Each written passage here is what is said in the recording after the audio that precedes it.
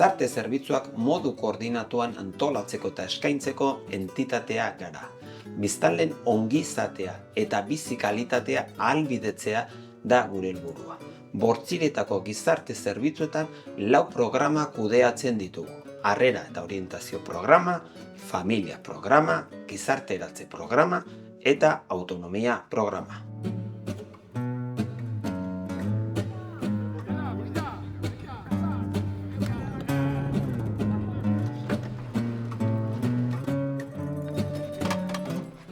Zerbitzuak 2 taldetan sailkatzen ditugu.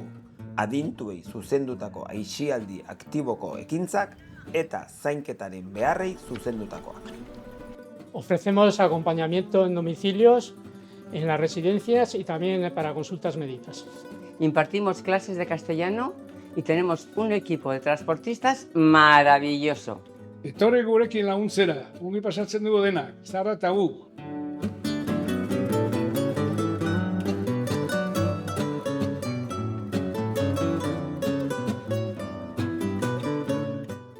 Etxez-etxeko zerbitzuan, mendekotasuna duten personak lehentasuna dute. Guk, familia langilek ematen dugu atentzio personala eta atentzio domestikoa. Hortaz gain, aholkularitza teknikoa ematen dugu. Bai, etxea gokitu, mendekotasuna duten personak nola altxatu guatzetikan, nola garbitu guatzien, eta bar. Ez banago ongi, sakatzen dut botoia, eta iruinetik deitzen diate galdetuz. Zer modu zaude, eta hortik abisatzen dute familiari. Alarma de emergencia. María Soledad, muy buenos días, ¿se encuentra usted bien? Con el Inserso puedes viajar a la costa, a las islas, a capitales de provincia, turismo de naturaleza, balnearios, Ceuta y Melilla. Puedes unir tu solicitud a la de otra persona o pareja. ¡Animaros!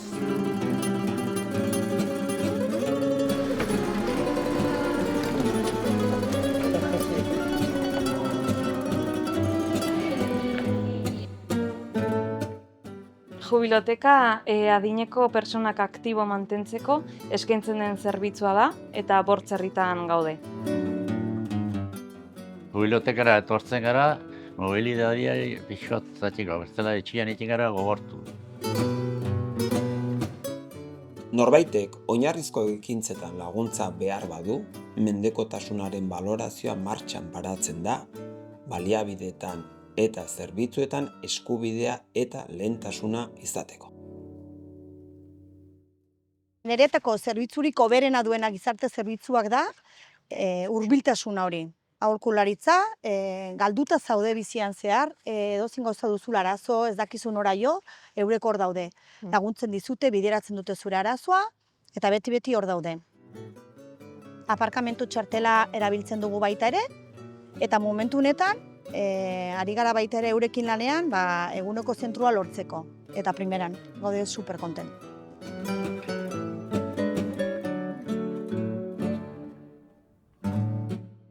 Ez dugu jakiten etxe bakoitzean ze tokatu behar den, eta gurean Alzheimerra tokatu zitzaigun. Ate joka hasi ginen, zer bilatzen algenun eta zer aurkitzen algenun jakiteko, eta hortxe agertu zen gizarte langilari esker afantaldea. Antxe elkartzen gara, berriketa, barrenak ustu, irri desente, eta hortxe goten da psikologoa taldeak kudeatzen, eta behar baldin mauzu bakarka ere hartzen zaitu eta goxo eta hurbil behar den bezala. Laguntza ekonomikoa, desgrabazio fiskala, zaintzaien kotizazio aukerak. Nasubinsak etxe bizitzaren egokitzapenerako laguntzak tramitatzen ditu, igogailua komuna. Eszedentzia eta kontziliazio laguntzaren inguruko informazio orokorra ere ematen dugu. Material ortoprotesikoa lortzeko 2 aukera daude. Bat, erostea, osasun etxean diru laguntza eskaintzen da.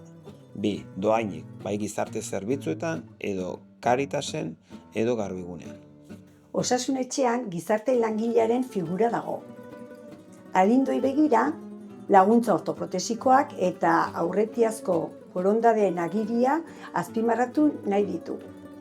Laguntza ortoprotesikoa makuluak, takataka eta gurpildun aulkiak erosteko laguntza ekonomikoa da.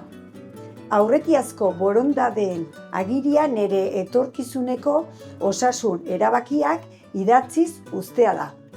Como cada vez hay más casos de deterioro cognitivo, hay una figura en el ámbito notarial que es el poder preventivo, que nos permite autorizar a ciertas personas a ejercitar por nosotros facultades tanto económicas, patrimoniales, sanitarias, para el caso de que el día de mañana perdamos nuestra capacidad de obrar. De manera que esto es importante hacerlo, es importante otorgar este poder, no únicamente cuando somos mayores, sino desde ya, porque ¿quién mejor que nosotros mismos para decidir quién va a ejercitar por nosotros estas facultades?